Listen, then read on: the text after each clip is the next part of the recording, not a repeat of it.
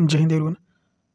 इस वीडियो में हम चर्चा करेंगे हत्या के प्रयास के आरोपों के बारे में और जानेंगे तरीके से जो है हत्या के आरोप अगर जिसके ऊपर है तो हम सिद्ध कैसे कर सकते हैं, प्रूव कैसे कर सकते हैं। अगर कोई आरोपी है, जब तक उसका आरोप साबित नहीं हो जाता कोर्ट के माध्यम से, तब तक ये नहीं कहा जा सकता कि फला व्यक्ति जो है आरोपी है। अगर उसने हत्या की है या फिर प्रयास किया है तो उसको जो है साबित करना ज़रूरी है। अगर साबित करेंगे तो ही वह आरोपी माना जाता है। हत्या का प्रयास जो है हमारी बीएनएस में धारा 109 के अंतर्गत आता है कि अगर आप पीसी की बात करें पूर्व में, तो वो जो है 307 के अंतर्गत आता है। तो इन आरोपों को सिद्ध करने के लिए कुछ आवश्यक जो है घटक होते हैं, जिन्हें अभियोजन पक्ष अदालत में साबित करता है या फिर साबित करना पड़ता है कि हाँ, फला व्यक्ति ने कैसे, किस तरीके से, किस इरादे से, कौन सा तरीके से जो है हत्या किया था। तो इन्हीं के क्रम में हम जानेंगे किस तरीके से जो है क्या घटक होते हैं और एक्सप्लेन करेंगे पूरा। तो इनमें जो है हमारा पहला पॉइंट है इरादा। इरादे में होता है कि अभियुक्त का जो है इंटेंशन क्या था, स्पष्ट इरादा क्या था हत्या करने का। तो इसमें जो अभियुक्त का स्पष्ट इरादा होना चाहिए कि वह पीड़ित की हत्या करना चाहता था। केवल चोट पहुंचाना या डराना पर्याप्त नहीं है। हत्या करने का प्रयास तभी माना जाएगा जब अभियुक्त की मानसिक स्थिति मृत्यु लाने की दिशा में हो।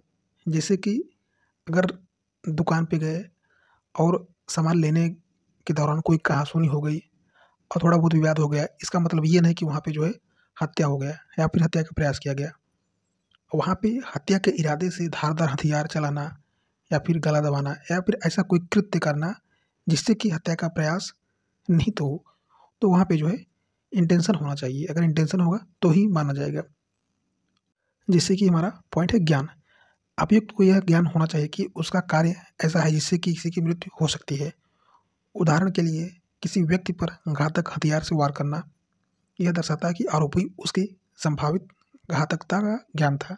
मान लीजिए कि अगर कोई व्यक्ति जो है पेड़ की डाल पर बैठा हुआ है और वह जो है डाल जो है नदी के समय, अब वो वह डाल हम जानबूझ के काट दे रहे हैं, तो जाहिर सी बात है कि काटेंगे तो नदी में गिरेगा तो उसकी मृत्यु कारित हो सकती है।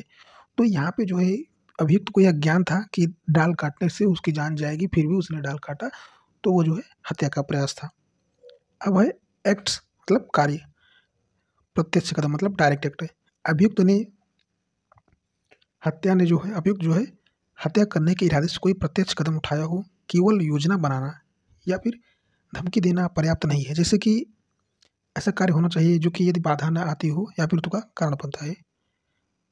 जैसे कि कोई ऐसा कार्य है कि अगर व्यक्ति जो है हाईवे पे चल रहा है, ठीक, उसका ब्रेक जो है फेल कर दिया गया या फिर कोई बाधा उत्पन्न कर दी गई ताकि वो एक्सीडेंट हो जाए और वह अपने लक्ष्य से, किस्मत से, फिर किसी कारण से बच जाए, लेकिन फिर भी यह प्रत्यक्ष कदम था और यह कार्य किया गया था कि उसकी मृत्यु कारित हो जाए, तो इसमें जो है दोषी माना जाएगा। अब घातक हथियार या परिस्थितियों में माने तो यदि आरोपी ने घातक हथियार जैसे बंदूक, चाकू, जहर और भी जो चीज़ें जो मार्केट में अवेलेबल हैं, या फिर कोई ऐसा हथियार जो कि आदमी आजकल टेक्नोलॉजी के हिसाब से नए नए हथियार खोज रहे हैं, जहर बना रहे हैं, कई तरीके ऐसे हो सकते हैं जो कि अभी समाज में आए ही ना हो, तो उसका भी प्रयोग हो सकता है। तो ये चीज़ें जो हैं हत्या के इरादे की पुष्टि करती हैं कि अदालत अक्सर ऐसे हथियार की प्रकृति, वार की गंभीरता और शरीर के जिस भाग पर वार किया गया है उसे देखकर अनुमान लगाती है। अगर चाकू से किया गया है या फिर हथियार से, कोई धारदार हथियार से किया गया है, बंदूक से किया गया है, तो ऐसे जो है मालूम किया जा सकता है हाँ, इसने जो है हत्या के इरादे से जो है कार्य किया है। जैसे बंदूक चलाई तो अगर माथे से टच करते हुए गई तो ज़रूरी है कि उसने जो है पूरे शरीर में मारने का प्रयास किया होगा, लेकिन वह बच गया। तो यहाँ पे जो है ये अदालत अंदाज़ा लगा लेगी कि इसने जो है हत्या करना चाहा था। अब बात करें मंशा की, तो कार्य और मंशा में स्पष्ट संबंध होता है। जैसे कि यदि आरोपी ने ऐसी परिस्थिति में गोली चलाई जहाँ मौत की संभावना थी, तो यह हत्या का प्रयास माना जाएगा, भले ही मौत न हुई हो।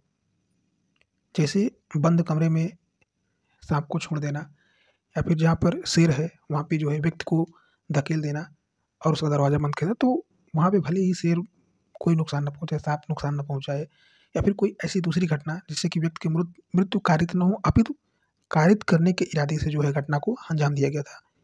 तो यहाँ पे जो है, जो आरोपी है उसकी मंशा तो यही थी कि यहाँ व्यक्ति मारा जाए, लेकिन वह बच गया अपनी किस्मत से।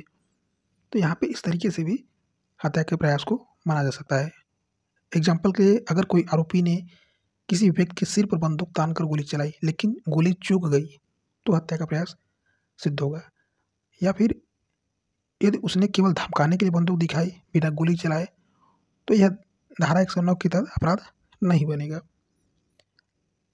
ये चीज़ जो है, अगर हत्या का प्रयास होता है तो अगर इस तरीके से कृत्य होते हैं तो जो है यह हत्या का दोषी होता है। अगर हम संक्षेप में कहें तो हत्या के प्रयास में दोष सिद्ध करने के लिए अभियोजन को यह दिखाना होगा कि आरोपी हत्या के इरादे और ज्ञान से प्रेरित था, उसने मृत्यु लाने वाला ठोस कदम उठाया था, उसने ऐसा कार्य घातक किया था जिससे कि उसकी मृत्यु हो सके। तो कोई भी ऐसा कृत्य अगर होता है तो ये माना जा सकता है कि यह जो है हत्या का प्रयास किया गया है। आई होप आप लोगों ने समझ पाया होगा। धारा 109 बीएनएस जो कि आईपीसी के 307 से संबंधित है, तो इसको अच्छे से रिलेट कर पाए होंगे और हमने बहुत ही इजी वे में इसको समझाने का प्रयास किया। आई होप आप लोग को लेक्चर अच्छा लगा होगा। वीडियो को लाइक करें, चैनल को सब्सक्राइब करें और अधिक से अधिक शेयर करें। मिलते हैं नेक्स्ट कुछ ऐसे इंटरेस्टिंग लॉ से रिलेटेड टॉपिक पर। तब तक के लिए जय हिंद, जय भारत, वंदे मातरम।